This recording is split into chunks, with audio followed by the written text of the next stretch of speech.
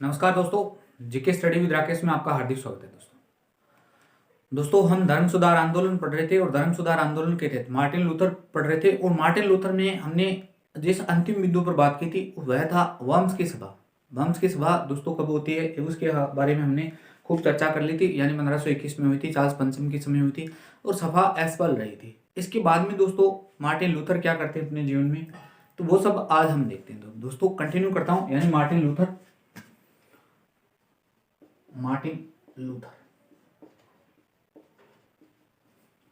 तो Martin Luther महोदय और आगे क्या करते हैं, तो मार्टिन लूथर महोदय बात है 1523 की, बात है जर्मनी की। जर्मनी में एक तो मध्यवर्ती भाग था, यानी जर्मनी के मध्य भाग तथा दक्षिणी पूर्वी भाग, मध्य भाग तथा दक्षिणी पूर्वी भाग, यानी जर्मन की बात है। यहां क्या कर दिया, किसानों ने सामंतों के विरुद्ध विद्रोह कर दिया, सामंतों के विरुद्ध विद्रोह किया। अब दोस्तों मार्टिन लूथर क्या चाहते थे, धर्म सुधार आंदोलन चाह रहे थे।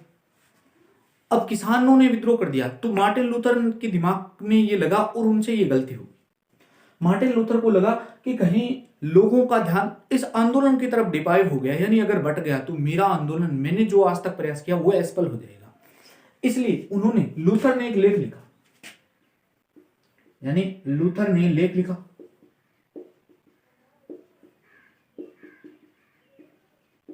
और इस लेख का नाम है दोस्तों दी थ्वीज एंड मर्डर पीजेंट। दी थ्वीज बोलते हैं चोर, इन चोरों को द्विथ्विज एंड मर्डर पीजेंट। मतलब क्या है, यानी एक लेख है और इसमें ये लिखा, सामंतों को कहा कि चोर व हत्यारे किसानों का दमन करो, चोर व हत्यारे किसानों का दमन करो,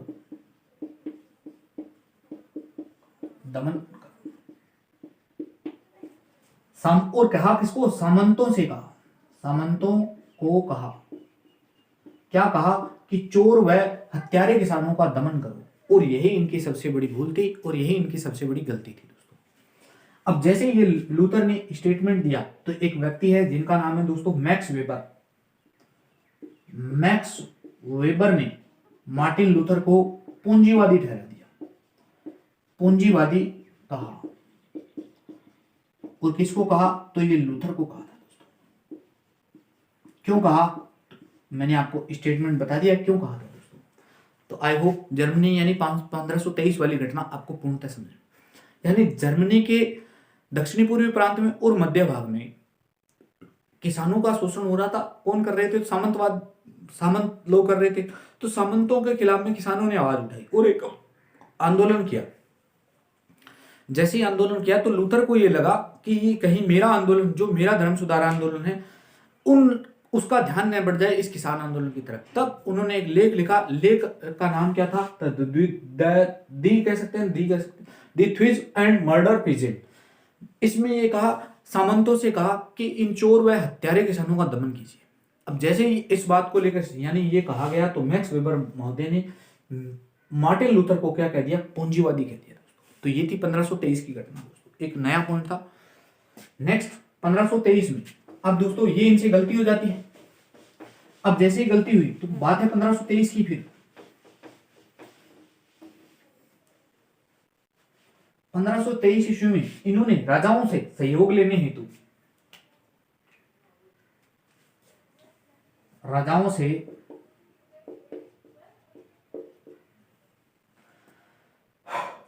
सहायता लेने हेतु एक पत्र लिख रहे हैं दोस्तों। सहायता लेने हेतु एक लेख लिखा, राजाओं से सहयोग लेने हेतु एक लेख लिखा और उस लेख का नाम क्या था, 1523 की घटना है ये भी, on temporal authority, on temporal authority नामक लेख लिखा था। अथॉरिटी, राजाओं से सहायता मांगी धर्म सुधार आंदोलन के लिए। अब देखो 1523 की घटना थी, इसी बीच में क्या होता है कि 1526 में यानी इसी समय जर्मनी में गृह युद्ध जैसे हालात बन गए। जर्मनी में गृह युद्ध जैसे हालात बने, गृह युद्ध जैसे हालात बने हुए। अब जैसे गृह युद्ध जैसे हालात बने तो 1526 से लेकर 29 के बीच में स्पीयर में सभा का आयोजन करवाया गया।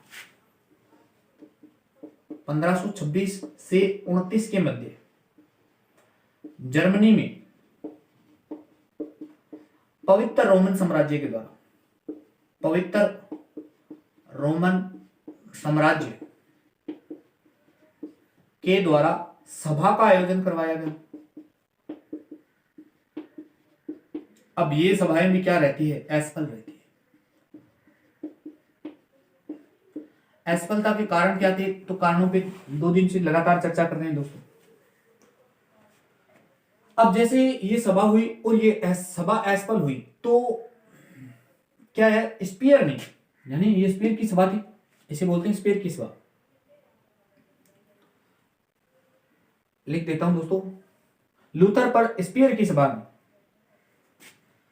इसे बोलते हैं स्पीयर की सभा, यानी स्पीयर शहर में, स्पीयर में सभा का आयोजन। स्पीयर की सभा ने लूथर पर कड़े प्रतिबंध लगाए, लूथर पर कड़े प्रतिबंध लगाए, प्रतिबंध लगाए। अब जैसे ही कड़े प्रतिबंध लगाए तो इसका विरोध हुआ, यानी बात कहानी जुड़ रही है। इसका विरोध कौन करेंगे, तो लूथरवादी करेंगे। लूथरवादियों ने इसका कड़ा विरोध किया, लूथरवादियों ने कड़ा विरोध किया। तो ये थी दोस्तों, अब लूथरवादियों ने कड़ा विरोध किया, उसके बाद विरोध क्या होता है तो अभी देखते हैं। यानी 1523 में राजाओं से सहायता लेने हेतु एक लेख लिखा ऑन टेम्पोरल अथॉरिटी। बाद में क्या हुआ कि जर्मनी में गृह युद्ध जैसे हालात बने। 1526 से लेकर 29 के बीच में पवित्र रोमन साम्राज्य के द्वारा स्पीयर में सभा का आयोजन करवाया। जर्मनी का शहर है, स्पीयर में सभा का आयोजन करवाया, तो ये सभा असफल रहती है। जैसे ही सभा असफल रही तो स्पीयर की सभा ने लूथर पर कड़े प्रतिबंध लगा दिए दोस्तों। अब जैसे ही कड़े प्रतिबंध लगाए तो इसका विरोध किसने किया, लूथरवादियों ने इसका कड़ा विरोध किया। अब दोस्तों लूथरवादी कड़ा विरोध करते हैं, ये क्या करते हैं दोस्तों, ये देखते हैं।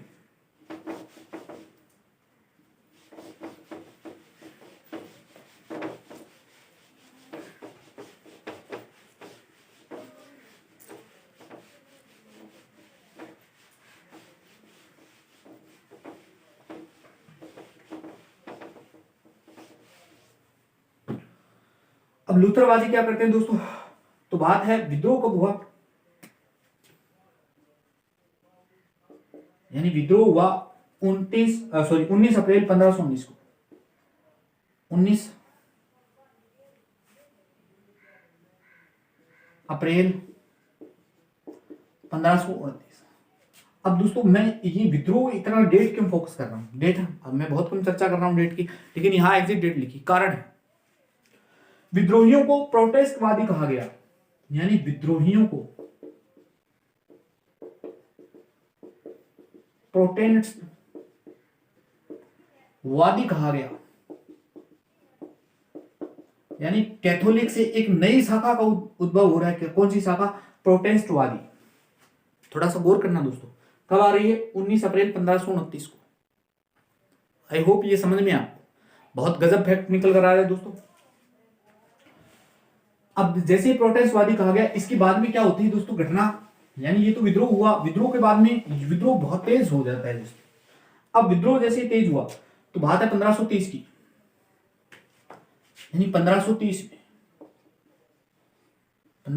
में क्या होता है दोस्तों, जर्मनी का शासक कौन था, तो मैंने अभी बताया था जर्मनी का शासक कौन था, चार्ल्स फिफ्थ।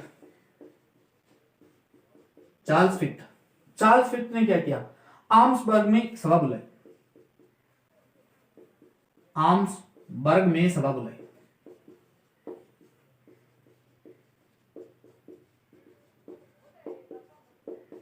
अब जैसे प्रोटेस्टवादियों ने विद्रोह किया तो बहुत सारे प्रोटेस्टवादियों का सरेआम कत्लेआम हुआ दोस्तों। अब जैसे ही कत्लेआम हुआ तो यहाँ के शासक को दर्द फील होता है, जैसे दोस्तों आम जनता मारी जा रही है, तो वहां सभा का आयोजन करवाया गया। अब जैसे ही सभा का आयोजन करवाया गया, इस सभा में मार्टिन लूथर का एक यानी प्रोटेस्टवादियों की तरफ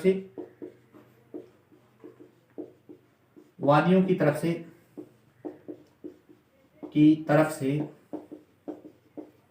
एक व्यक्ति आया था, लूथर नहीं आया था, बस ये ध्यान रखना दोस्तों।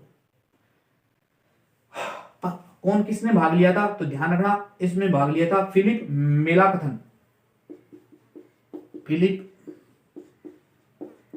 मेलाकथन ने भाग लिया।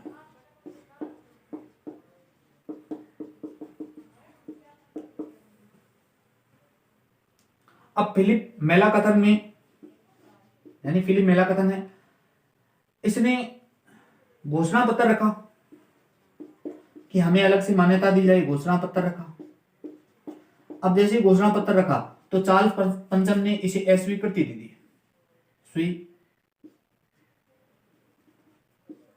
करती थी। और ये दी किसने, तो चार्ल्स पंचम ने दे दी भी, यानी प्रोटेस्टवाद को मान्यता नहीं मिली अब तक।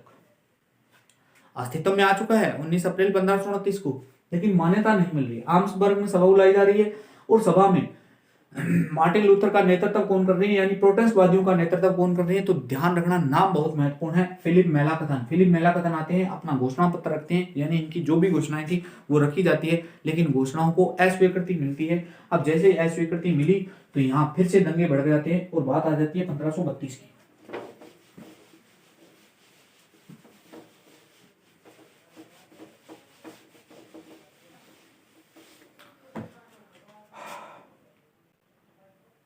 अब दोस्तों सन चलेंगे, बात आएगी 1532 की। 1532 में क्या होता है दोस्तों, चार्ल्स पंचम ने प्रोटेस्टवादियों के मध्य को चार्ल्स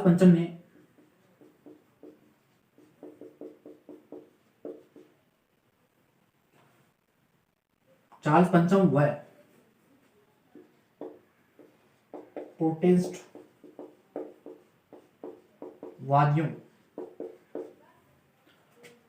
के मध्य शांति को लेकर संधि हुई,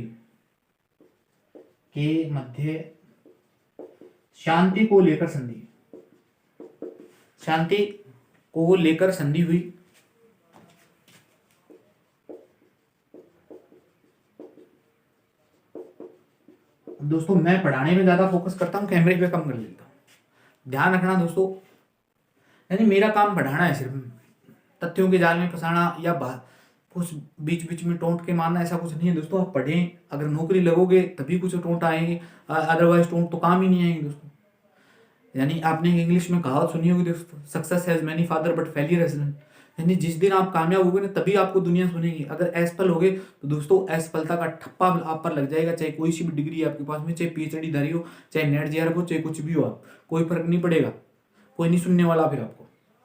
तो इसको लेकर आप हमेशा ध्यान रखें, क्योंकि मैं सिर्फ बोर्ड पे फोकस करता हूँ, मेरा काम है सिर्फ पढ़ाना। यानी 15 चाहे 20 मिनट का वीडियो है, कंटेंट में दम है दोस्तों। 15-20 मिनट के यानी 15-20 मिनट की चाहे क्लास 15-20 मिनट के कंटेंट 1 घंटे का पूरा करवा देता हूँ। चार्ल्स पंचम में प्रोटेस्टवादियों के मध्य शांति को लेकर संधि हुई, और संधि जिससे 1532 से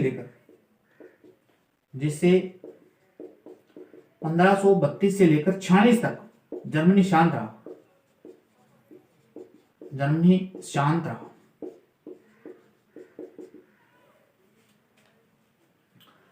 अब समस्या क्या हो जाती है कि 1546 में मार्टिन लूथर की मृत्यु हुई। लूथर की क्या हो जाती है, मृत्यु। अब दोस्तों मार्टिन लूथर की जैसी मृत्यु हुई तो 1546 से लेकर 55 के मध्य जर्मनी में फिर युद्ध जैसे हालात बने। जर्मनी में युद्ध जैसे हालात पैदा हो जाते हैं, यानी प्रोटेस्टवादियों का दमन किया जाता है, बुरी तरीके से हालात बने, रात को उठ कर लोगों को मारा जाता है। आगे हम जैसे ही प्रोटेस्टवाद को पूरा पढ़ेंगे तो तब तो आपको क्लियर होगा कि किस तरीके से लोगों का निर्ममता पूर्वक हत्याएं की गई थी। अभी तो सिर्फ बातें चल रही है। अब 1555 में, यहाँ तक आप आई होप क्लियर, 1532 में चार्ल्स पंचम व प्रोटेस्टवादियों के मध्य जो नहीं विद्रोह हो रहा था, विद्रोह को शांत करने के लिए एक संधि होती है, और संधि में परिणाम निकल कर आता है कि 1532 से लेकर 46 तक जर्मनी शांत रहता है। उसके बाद में 1546 में मार्टिन लूथर की मृत्यु हुई। 1546 में जैसे मृत्यु हुई तो जर्मनी गृह युद्ध जैसे हालात बन जाते हैं, और ये 1540 से लेकर 55 तक लगभग 9-10 साल लगते हैं, गृह युद्ध जैसे हालात बन जाते हैं। यानी लोग आपस में लड़ रहे होते हैं, मर रहे होते हैं, काट रहे होते हैं एक दूसरे को धर्म के नाम पर लेकर। जब जब धर्म ने लोगों को अंधा किया तब तक हालात यही हुए दोस्तों। नेक्स्ट बात है 1555 की। 1555 में क्या होता है दोस्तों, दिख तो रहा है दोस्तों।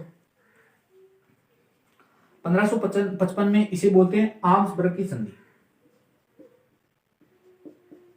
आर्म्सबर्ग की संधि। अब दोस्तों ये आर्म्सबर्ग की संधि है, इसका क्या परिणाम है, यही हमारा मुख्य बिंदु है। प्रोटेस्टवाद को मान्यता मिल गई, प्रोटेस्टवाद को मान्यता।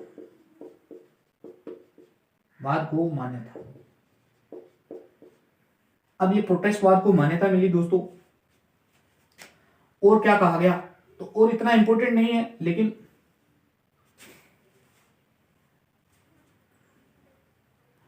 ये ध्यान रखना है दोस्तों, इस समय चार्ल्स पंचम यानी जो संधि हुई, चार्ल्स पंचम व फ्रेडरिक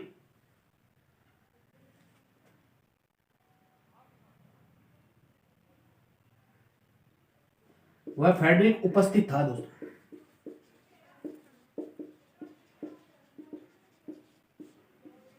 ये मार्टिन लूथर वाला दोस्त है, लास्ट वीडियो लेक्चर में मैंने बता रखा है। अब इस संधि के तहत शर्तें क्या थी कि 1552 से पहले यानी प्रोटेस्ट को धर्मांतरण हेतु बाध्य नहीं किया जाएगा। पहली बात तो यही है, प्रोटेस्ट को धर्मांतरण हेतु बाध्य नहीं किया जाएगा।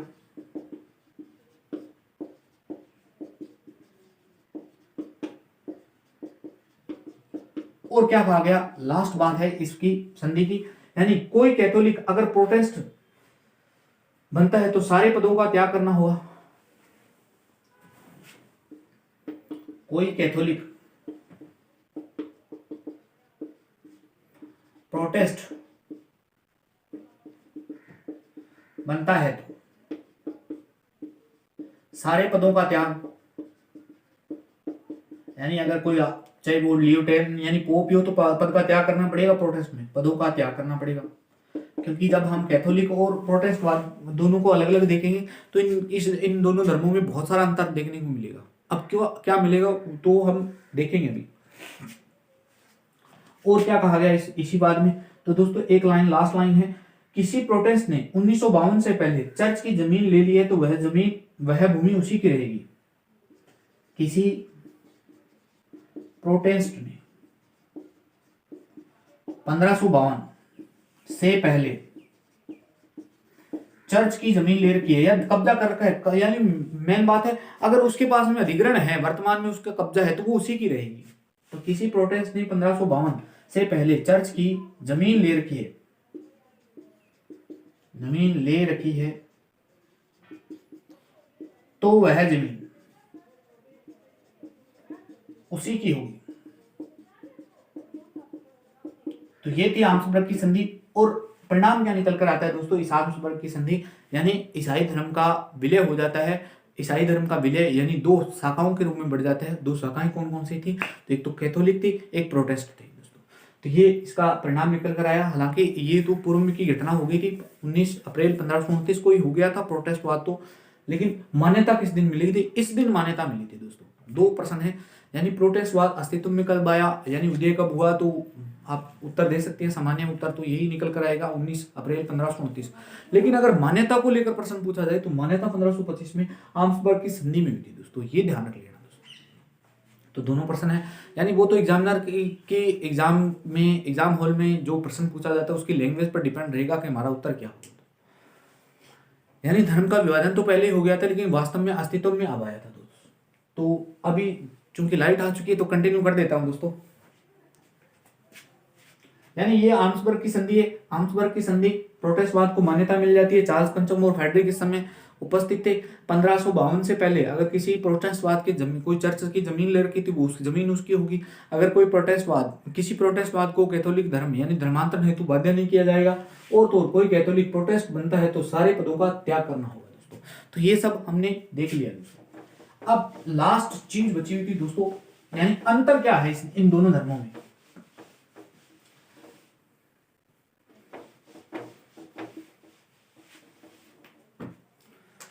एक तरफ मैं लिख देता हूं कैथोलिक, सामान्य से अंतर है। एक तरफ लिख देता हूं प्रोटेस्टेंट।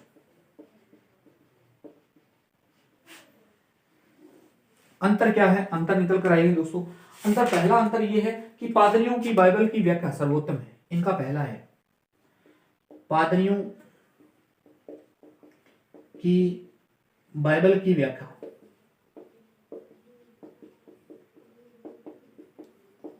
सर्वोत्तम है। यानी जो इन्होंने कहा वो ही सही है, लेकिन बाइबल स्वयं सर्वोत्तम है। इन्होंने ये कहा कि बाइबल स्वयं सर्वोत्तम है, कोई ग्रंथ, बाइबल समय सर्वोत्तम है, यानी धार्मिक ग्रंथ को प्रधानता दे दी इन्होंने, सीधी सी बात है।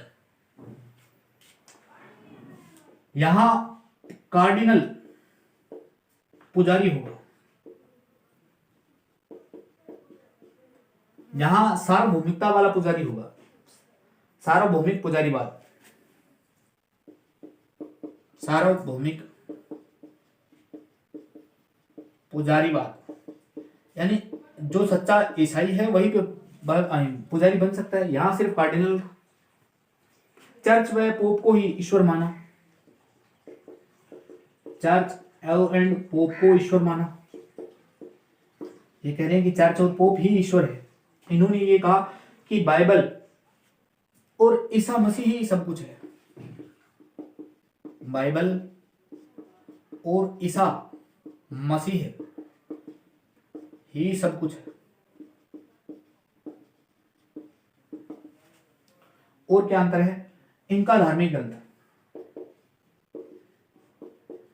इनका धार्मिक ग्रंथ क्या है, तो ओल्ड टेस्टामेंट, ओल्ड टेस्टामेंट। इनका धार्मिक ग्रंथ क्या है, तो न्यू टेस्टामेंट। न्यू टेस्टामेंट कह सकते हैं, सितंबर कह सकते हैं, यानी न्यू टेस्टामेंट और सितंबर टेस्टामेंट एक ही बात है। न्यू टेस्टामेंट या यूं कह सकते हैं सितंबर टेस्टामेंट। तो ये कैथोलिक धर्म है, ये प्रोटेस्ट है, यानी पादरियों की बाइबल की व्याख्या है वही सर्वोत्तम है। इधर बाइबल स्वयं सर्वोत्तम है, यानी धार्मिक ग्रंथ को प्रधानता दी जा रही। तो दोस्तों कार्डिनल पुजारी होंगे, यहाँ सार्वभौमिक पुजारीवाद है। चर्च व पोप को ईश्वर माना है, तो यहाँ बाइबल व ईसा मसीह ही सब कुछ है। यहाँ धार्मिक ग्रंथ ओल्ड टेस्टामेंट है, यानी जो पुरानी बाइबल है वही सब कुछ है। लेकिन यहाँ न्यू टेस्टामेंट, सितंबर टेस्टामेंट, जिसे सितंबर 1522 में मार्टिन लूथर के द्वारा लिखा गया था, वो सब कुछ है। तो ये था अंतर। कुछ अन्य फैक्ट है दोस्तों जो हमने नोट नहीं किए, वो भी आपको साथ में नोट करा देता हूँ, और ये हमारा यानी ये टॉपिक ही खत्म हो जाएगा।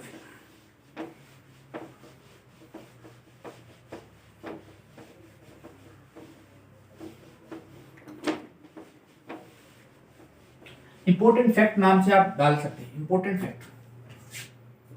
फैक्ट है कुछ, दो तीन फैक्ट है दोस्तों। एक मार्टिन लूथर के है, फैक्ट किसके हैं, लूथर के। पहले तो इसकी एक पुस्तक है, पुस्तक का नाम है on the Jews and their lies, on the Jew and their lies. ये यहूदियों पर लिखी गई है, 1543 में लिखी, और यहूदियों का विरोध किया गया। 1543 में लिखी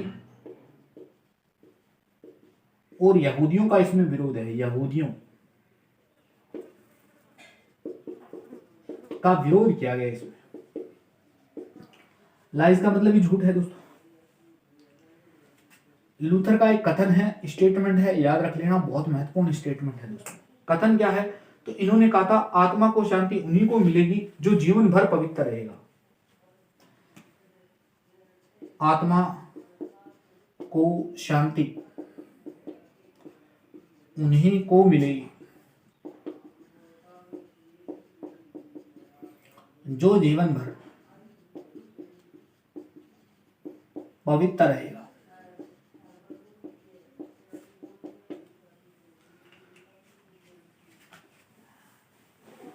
ईसाई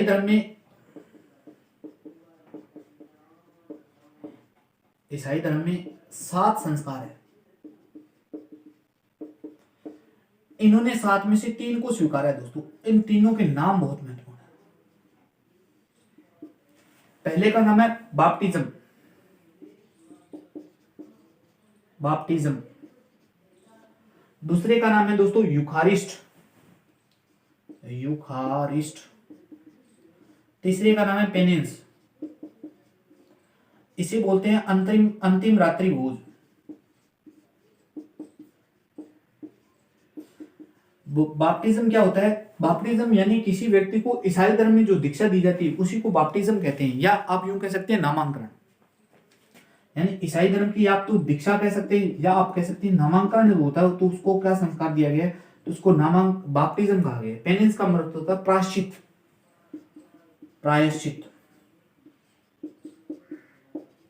अपने जो भी गलती करेंगे उसका प्रायश्चित करना, तो वो क्या है? पेनेंस। तो 7 संस्कार है। इन 7